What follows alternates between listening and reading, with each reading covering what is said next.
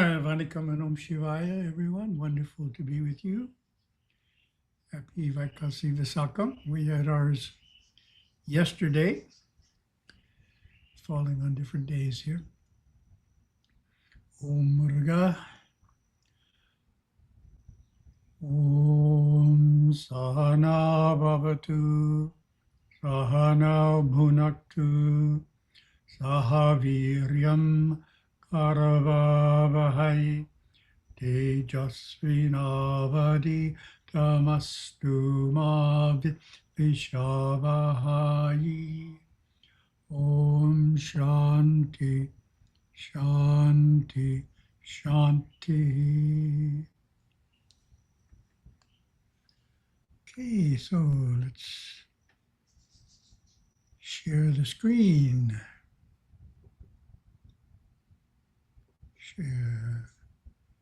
Very good. Move things around here.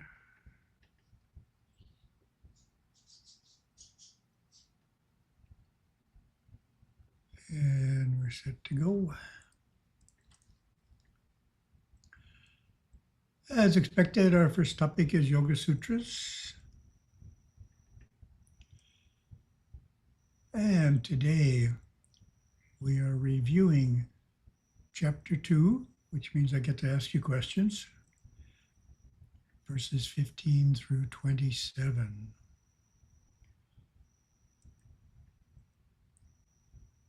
And Chapter 2, as you know, is sadhana, so all the various practices are listed, or at least started in Chapter 2. Some of them flow over to Chapter 3. And see how sharp you are. What experiences lead to sorrow?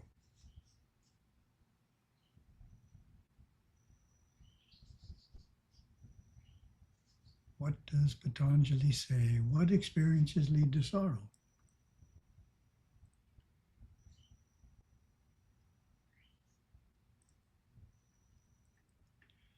And the correct answer: to the discerning ones, all is indeed sorrow.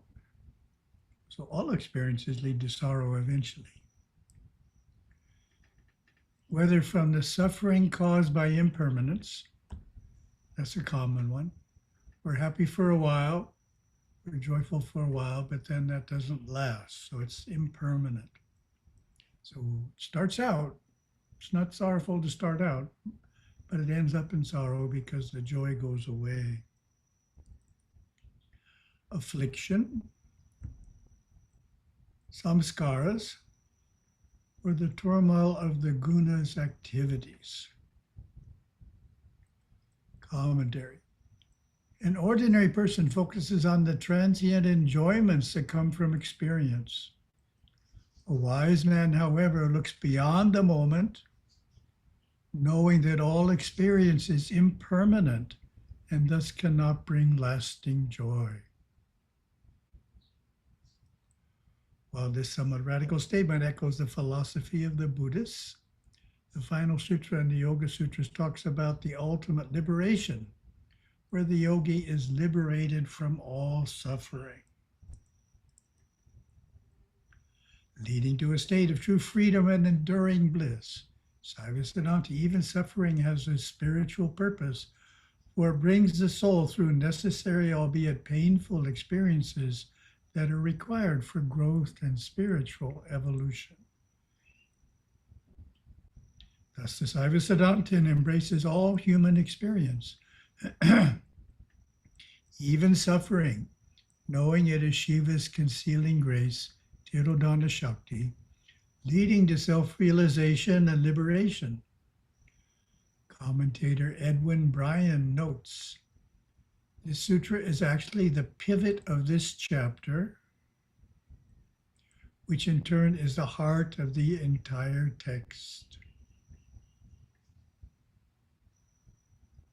Then Sutras Chapter 2, 1 through 14 discuss the causes, the kleshas that produce dukkha, suffering, and Sutras 216 onward, focus on the path to remove dukkha as well as the state beyond. The chapter thus echoes the Four Noble Truths, meaning Buddhism.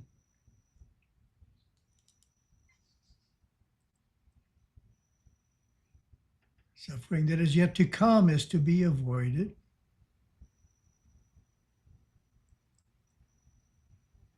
Awareness, identifying with what it is aware of, is the cause to be surmounted.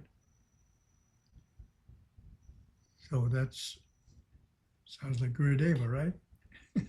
Awareness, identifying with what it is aware of.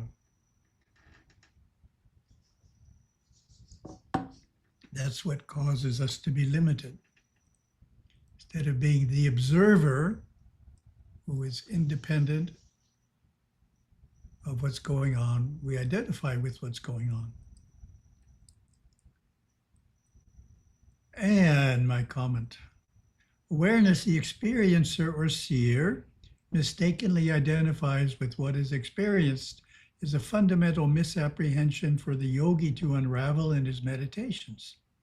Nothing is more fundamental in the practice of yoga.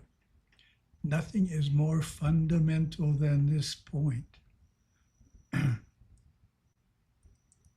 For when awareness is separated from all it is aware of, it exists truly and purely, untainted by even the loftiest experience. The I am happy, I am human, I am in love, all dissolves into I am. Samyoga is the term that names this identification or conjunction of awareness and its objects. Drashtri, translated here as awareness, literally the one who sees, is the unchanging and passive witness that observes experiences and mental activities without engaging in them. It is pure awareness, distinct from the mind, chitta, body, and sensory faculties. Drashtri, in Sankhya Yoga philosophy, simply witnesses the activities of Prakriti, nature, including the fluctuations of the mind, remaining untouched and unaltered by them. So this is all really important because it's bringing forth Gurudeva's idea of awareness and consciousness. So I'm working on three perspectives. This talk is called Perspectives of our Parampara. And this is one of them. This is the third one, but I'll give you all three. They're different. It's a different way of looking at something than the common way. So the first one is the world is an ashram. Most people don't think of the world as an ashram. Second one, the home is a temple. Most people don't try and make their home into a temple. The third one, which is this, the soul is the witness. Sakshi. So that's the soul as the witness is the one for yoga, which is Patanjali. The home is the temple, is the one for doing puja in the home. It's the Kriya Pada. And then the world is an ashram, is the Charya Pada. So you get your three padas there. Each has its own unique perspective to the parampara. Oh, we'll see what Gurudeva has to say about awareness. The mystic lives and is taught to live 2/3 within himself and only 1/3 in the external. In learning how to do this, the mystic is taught to become consciously conscious or aware that he is aware. And, important sentence, he learns to separate awareness from that which he is aware of. The person who is not a mystic, living 2/3 in the external mind, says, I am happy, meaning I am aware of a state of mind called happiness, and I am in that state. so that is me. Or I am unhappy. Unhappiness is me. The mystic living 2/3 within says to himself, I am. Flowing through the area of the mind that's always unhappy. He doesn't change. He is a pure state of awareness. Doesn't change. Question to you, what does the world provide to the soul? Is it of any value? Can we just call it unreal and ignore it? It's just Maya, illusion.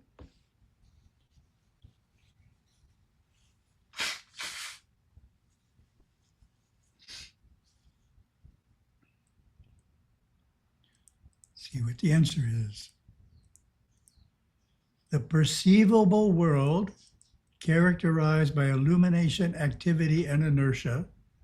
Those are translations of Satya, Rajas, and Tamas, consisting of the elements and the senses, exists to provide both experience and liberation.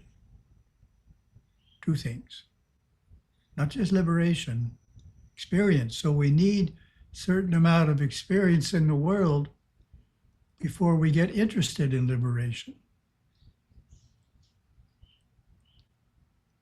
While the sage uses the term prakasha, kriya, and sthiti, he is clearly referencing the three gunas.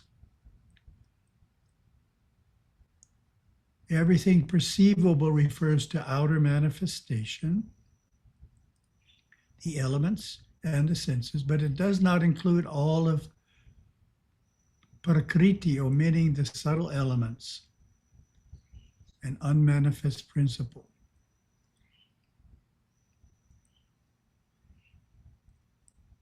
In Saiva Siddhanta, God Shiva creates the world so that the soul may learn, grow, and mature through experience, not for its own sake, but for the power to slowly purify the mind sufficiently to receive the grace known as liberation. Interesting. We got the world as an ashram here. I hadn't realized that was the title. Show up on Gurudev's screen there. World is an ashrama. The world is a place where our destiny is shaped, our desires fulfilled, and our soul matured. And in the world, we grow from ignorance into wisdom, from darkness into light, and from a consciousness of death to immortality. The whole world is an ashrama in which all are doing sadhana. Important sentence. The whole world is an ashrama in which all are doing sadhana. You must love the world, which is God's creation. Those who despise, hate, and fear the world do not understand the intrinsic goodness of all. The world is a glorious place, not to be feared. It is a gracious gift from Shiva himself, a playground for his children in which to interrelate young souls with the old. The young experiencing their karma, while the old hold firmly to their dharma. Beautiful statement. The young grow, the old know. Not fearing the world does not give us permission to become immersed in worldliness. To the contrary, it means remaining affectionately detached, like a drop of water on a lotus leaf. Being in the world but not of it, walking in the rain without getting wet. Then we get a pretty technical one. The levels of the gunas are the particularized, the unparticularized, the differentiate, and the undifferentiate. We're just kind of going to skip that. It's not crucial, but it's breaking down the tattvas into various categories.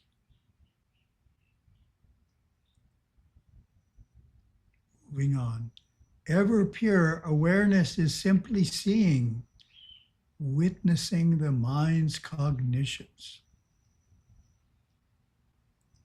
Awareness is so simple, so pure, so untainted by the things it becomes aware of. Even when it is aware of some thought or feeling or energy of the mind or some impurity, it is not affected by that thing, but remains itself unchanged. Ever pure awareness is simply seeing, witnessing the mind's activities. It is not an entity or experience, but the very nature of pure knowing. The devotee, says Gurudeva, who has developed the sub-superconscious area of the mind, can sit quietly as a being of pure cosmic energy and observe the many thoughts of the mind without being affected by them. The intuitive knowing that we are pure awareness, the soul, and not the thoughts that we think, gives the security to move from concentration into deeper meditation.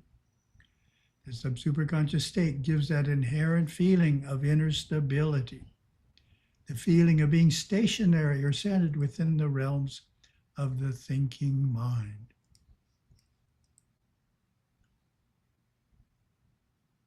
Next verse, by its very nature, the scene exists only for that purpose. Patanjali conveys a profound truth in this brief sutra. The soul of Purusha is the aware being for whom the entire universe exists. Prakriti, the universe and all that can be known, has but one purpose to fulfill, Purusha, by providing both experience and liberation, as explained in verse 218. The world has no meaning unless it is perceived by Purusha. It exists to be seen, and only then does it become real and meaningful.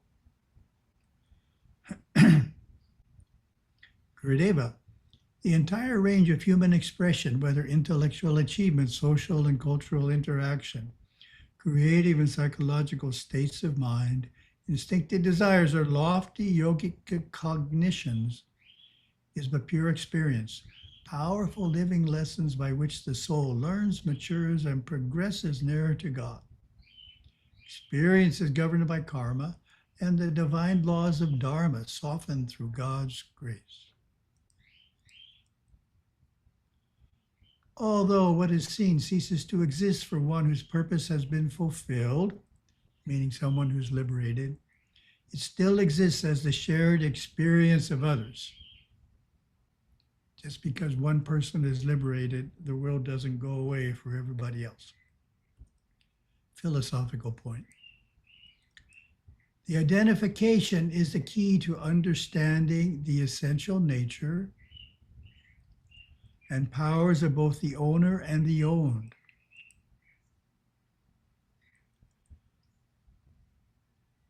Commentary. The dance of the seen and the seer is the potency needed to bring about realization. Ironically, it is the wrongful identification of the seer with the seen, equating awareness and the object of awareness, that provides the means for spiritual progress. This obscure sutra focuses on the identification or union, samyoga, of Purusha and Prakriti, pure consciousness and primordial matter. Vyasa, he's the major commentator, explains, Purusha is the possessor, Swamin. Swamin means owner. And he is conjoined with that which he possesses, Sva, namely Prakriti and her objects, the scene of the previous sutra. For the sake of experience, worldly experience means perceiving the seen, and liberation means perceiving the real nature of the seer. Nice commentary there, huh? Worldly experience means perceiving the seen, and liberation means perceiving the real nature of the seer, of the soul. On the macrocosmic scale, Purusha is universal consciousness, an infinite, unchanging awareness beyond personal identity, while Prakriti represents universal materiality, the entire manifest cosmos. On the microcosmic level, Purusha is the inner consciousness, the individual self or soul, the constant, pure observer within, while Prakriti is the personal world of experience. The cause of that, seer identifying with the seen, the owner with the owned, awareness with consciousness. The cause of that is ignorance, avidya. Ignorance is the cause of the misidentified unity of the seer and the seen, and true knowledge dispels this fundamental ignorance. Thus, right knowing, direct perception from the higher chakras is the cause of liberation. With the disappearance of that, the identification also disappears. This cessation constitutes the liberation of the seer. Commentary. That is a reference to ignorance in the previous sutra. This sutra marks a major milestone as Patanjali defines the ultimate goal of yoga, kaivalya, liberation, absolute perfect freedom from bondage, and the end of suffering. It is brought about by the simple but nearly impossible to achieve return to pure awareness, freed from the taints, the limitations, the associations with the objects of awareness. It is achieved by eliminating the mistaken identification of the seer, Purusha, with the seen, Prakriti. The word Kaivalya literally translates to.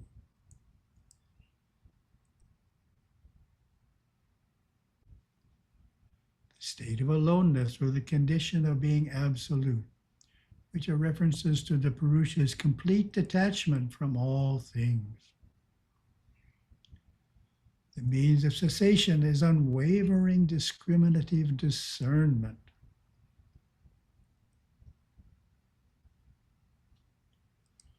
When Patanjali mentions the means of cessation here, he is referring back to the cessation of the conjunction samyoga between the Purusha and Prakriti. The means to achieve this cessation is viveka khyati, discriminative discernment. From the perspective of the meditator, we can describe this conjunction as identifying awareness with what it is aware of. Through discriminative discernment, the Purusha perceives its real nature free from the fluctuations of Prakriti. This recognition dissolves the binding association, bringing an end to ignorance, attachment, and the cycle of suffering, ultimately leading to liberation. An important idea here is that a single superconscious insight is not sufficient to bring about liberation. That requires a relentless, persistent habit of perceptive insight that the seer and the seen are not one. A constant return by the yogi to his inmost self, a state in which he alone exists as the immortal self, apart from the transient world he perceives. In the final stage, one's wisdom is sevenfold, and we went through some of that before. We won't go through it again. Okay, high-minded stuff there. We get easier, path to Shiva. What is reincarnation? Lesson 33. How would you answer that question?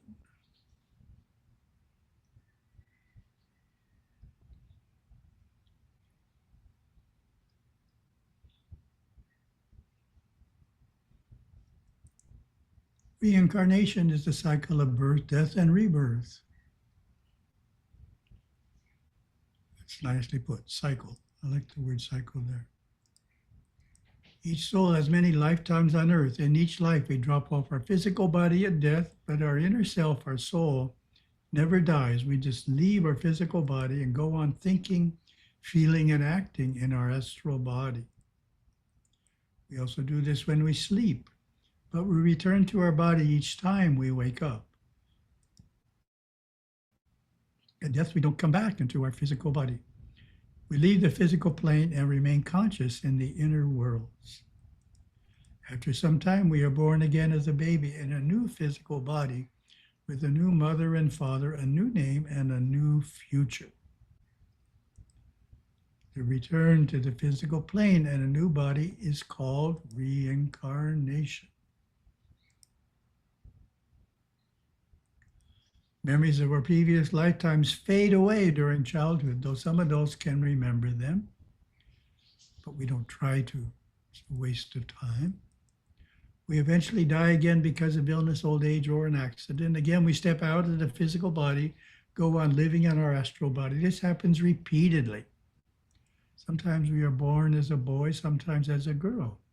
The way we live in this life determines what our next life will be like. That's a simple way of putting it for Hindu youth, which this is written for. Reincarnation is like a great school, and each life is a classroom. Who is learning and growing in this school of life? That's a good question. You, your immortal soul. You have had many lives. Each lifetime is but one stride on the great journey of your soul. When all the needed lessons have been learned, your soul is matured. All karmas have been resolved, and you have realized God. You will not need to be born again.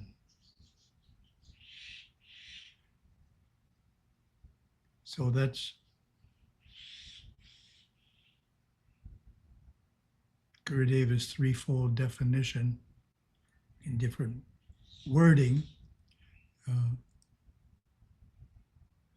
Gurudeva says something like, liberation is achieved when all dharmas are fulfilled. This is saying here, needed lessons have been learned. Karma is resolved. And realization of God has taken place. So sometimes the simple idea that people have is, oh, all I have to do is realize God once and I'm going to be liberated. But no, we also have to clear all our karma, which may not have happened. And maybe there's more experiences we need in the world. So threefold nature of liberation. That is called liberation and moksha, the destiny of all souls without exception. Thank you very much.